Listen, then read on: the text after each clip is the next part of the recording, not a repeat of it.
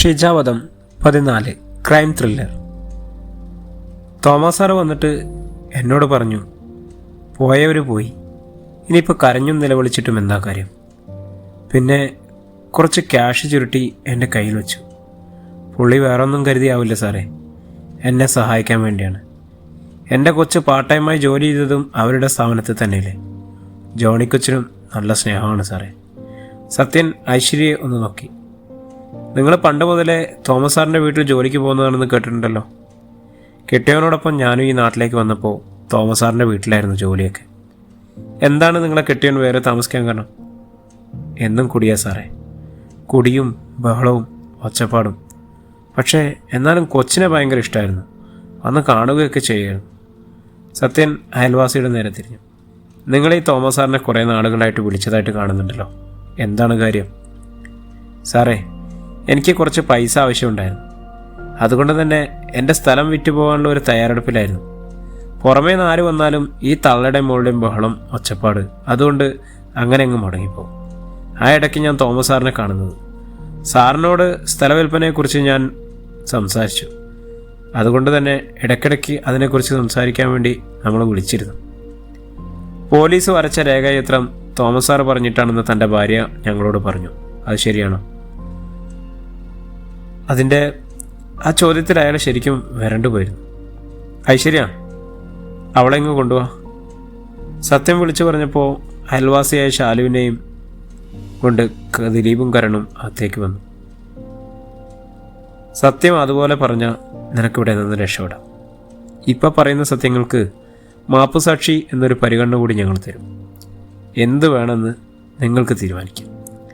സാറേ, എനിക്ക് കൂടുതലൊന്നും അറിയില്ല. തോമസ് സാറ് പറഞ്ഞ പോലെ ഞാൻ ആ ചിത്രം പോലീസുകാരോട് പറഞ്ഞു, അത്രയേ ചെയ്തിട്ടുള്ളൂ. അപ്പോൾ നിങ്ങൾ അയാളെ കണ്ടിരുന്നില്ലേ? ഐശ്വര്യ ഒന്നും മിണ്ടാതെ തലതാഴ്ത്തിയിരുന്നു. ഐശ്വര്യ അവർക്കരികിലേക്ക് നടന്നു ചെന്ന് ചുരുട്ടിയ മുഷ്ടി ശാലിനിയുടെ വടിവയറിലേക്ക് തുളച്ചു കയറുമ്പോൾ അവൾ വല്ലാതെ പിടഞ്ഞുപോയി. ഒന്നും മിണ്ടാനാവാതെ അവൾ തരിച്ചുപോയി. അയ്യോ, അവളെ ഉദ്രവിക്കില്ല സാറേ, സത്യം ഞാൻ പറയാം, അയൽവാസി ഉറക്കെ വിളിച്ചു പറഞ്ഞു. എന്നാ പറയും മോഹന, എന്താ അവിടെ ഉണ്ടായ? ഒരിക്കൽ പോലും പേര് ചോദിക്കാതെ തോമസ് സാർ മാത്രം വിളിച്ചിരുന്ന മോഹനൻ എന്ന പേര് ഇയാൾക്ക് എങ്ങനെ മനസ്സിലായി എന്ന് അന്താളിപ്പിലായിരുന്നു അയാൾ. തോമസ് സാറിൻ്റെ കൂടെ ഡ്രൈവറായും തോട്ടത്തിൽ ജോലിക്കും മറ്റുമായി ഞാൻ പോകാറുണ്ട് സാറേ. ശ്രീലക്ഷ്മി ചേച്ചിയും അവരുടെ ഭർത്താവും ഈ നാട്ടിലേക്ക് കുടിയേറുമ്പോൾ തോമസ് സാറിൻ്റെ കൂടെ അന്ന് ഞാനുണ്ടായിരുന്നു. ചെറുപ്പക്കാരിയായ ശ്രീലക്ഷ്മി ചേച്ചിയോട് അന്ന് പ്രേമം തോന്നിയ തോമസ് സാറ് അതവരോട് പറഞ്ഞു. അവരെ ആശ്രയിച്ച് ജീവിക്കുന്നതുകൊണ്ട് തന്നെ തോമസ് സാറിൻ്റെയും ചേച്ചിയുടെയും പ്രേമത്തിൽ ഒരു കുഞ്ഞു പിറന്നു. ഷീജ എന്നായിരുന്നു അവരുടെ പേര്. ഷീജ വളർന്നത് ശ്രീലക്ഷ്മി ചേച്ചിയുടെയും അവരുടെ ഭർത്താവിൻ്റെയും മകളായിട്ടാണെങ്കിലും തോമസ് സാറിന് ശ്രീലക്ഷ്മി ചേച്ചിക്കും അറിയാമായിരുന്നു അത് അവരുടെ കുട്ടിയാണ്. അതിനിടയിൽ കുടിയനായ ശ്രീലക്ഷ്മി ചേച്ചിയുടെ ഭർത്താവ് അവരെ ഉപേക്ഷിച്ചു പോയി. അയാളത് പറയുമ്പോഴും ശ്രീലക്ഷ്മി തലതാഴ്ത്തി തന്നെ ഇരിക്കുകയായിരുന്നു. ഇനി ബാക്കി പറയേണ്ടത് തോമസ് സാറല്ലേ? ഐശ്വര്യ അത് പറയുമ്പോൾ സത്യൻ്റെ മുഖത്ത് ചിരിയായിരുന്നു. അയാൾ പറയാതെ കുറേ സത്യങ്ങൾ പറഞ്ഞു കഴിഞ്ഞു. അല്ലടോ, താൻ പറയടോ ബാക്കി. അങ്ങനെ അച്ഛനില്ലാത്ത ശ്രീലക്ഷ്മിയുടെ കീഴിൽ വളർന്ന ആ കുട്ടി. പക്ഷേ ഷീജയുടെ വളർച്ച കൂടുന്നതിനനുസരിച്ച് തോമസ് സാറിൻ്റെ ഉള്ളിൽ ആദിയായിരുന്നു. പൈസയ്ക്ക് ആവശ്യം വരുമ്പോഴൊക്കെ ശ്രീലക്ഷ്മി അയാളുടെ അരികിൽ വന്ന് പൈസ വാങ്ങിക്കൊണ്ടിരുന്നു.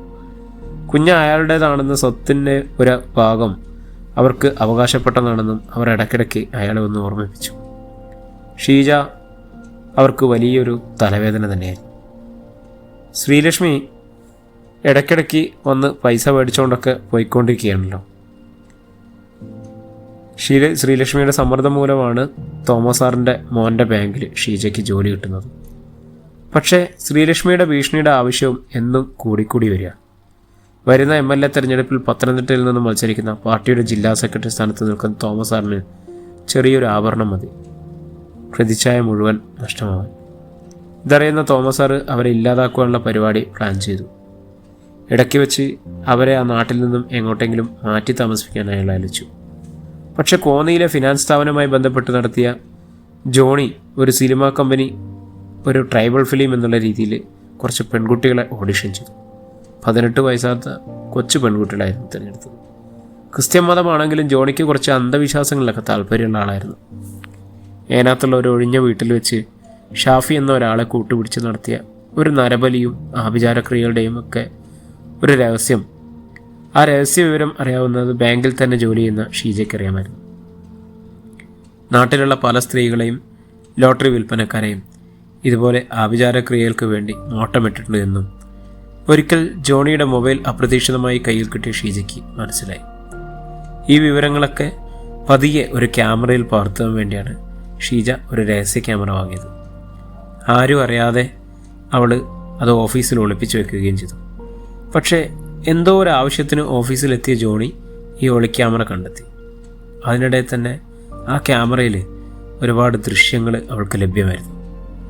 തോമസ് സാറ് ഞങ്ങളെ വന്ന് കണ്ടതിനനുസരിച്ച് അവരുമായി എപ്പോഴും പ്രശ്നങ്ങൾ ഉണ്ടാക്കി തുടങ്ങി. ശ്രീലക്ഷ്മി ചേച്ചി ഞങ്ങൾ വണ്ടിയിടിച്ച് അപകടത്തിൽപ്പെടുത്തുവാനും ശ്രമിച്ചു. ശരിക്കും പേടിപ്പിക്കുക എന്നൊരു ലക്ഷ്യം മാത്രമേ ഉണ്ടായിരുന്നുള്ളൂ. കരണും ദിലീപും ഒരാളെ മുറിയിലേക്ക് തള്ളിക്കൊണ്ടുവന്നു. നന്നായി പെരുമാറിയ എല്ലാ ലക്ഷണങ്ങളും അയാളുടെ മുഖത്ത് കാണാമായിരുന്നു. സത്യൻ പതിയെ എഴുന്നേറ്റ് അയാൾക്കരികിലെത്തി. എന്ത് പണിയാണ് കാണിച്ചത്? ഇയാളുടെ മുഖത്ത് മുഴുവൻ പാടുകളാണല്ലോ. സത്യൻ അയാളുടെ മുഖത്ത് തൊട്ട് നോക്കുമ്പോൾ കരണും ദിലീപും ഒന്ന് ചിരിച്ചു. സാറേ, നമുക്കറിയാവുന്ന നല്ല ഭാഷയെ ചോദിച്ചപ്പോൾ ഇയാൾക്കൊരു മടി. കൊടുക്കേണ്ട രീതിയിൽ കൊടുത്തപ്പോൾ അവൻ തത്ത പറയണ പോലെ പറഞ്ഞു. കരൺ മുഷ്ടി ചുറ്റി അയാളുടെ വയറ്റിലൊന്ന് ആഴ്ന്നിറക്കി. പറഞ്ഞു കൊടുക്കടാ സാറിനോട്. ക്ഷമിക്കണം സാറേ, തോമസ് സാറ് പറഞ്ഞിട്ടാ വണ്ടി കയറ്റി കൊല്ലാനാണ് എന്നോട് പറഞ്ഞത്. പക്ഷേ നിങ്ങൾ മിസ്സായി. സത്യം ഫോണുമായി പുറത്തേക്ക് നടന്നു. അയാൾ നമ്പർ അമർത്തി ചെവിയോട് അടുപ്പിക്കുമ്പോൾ വല്ലാത്തൊരു സമ്മർദ്ദത്തിലായിരുന്നു. അപ്പുറത്തു നിന്നും രാജേഷേട്ടൻ ഫോണെടുത്തു.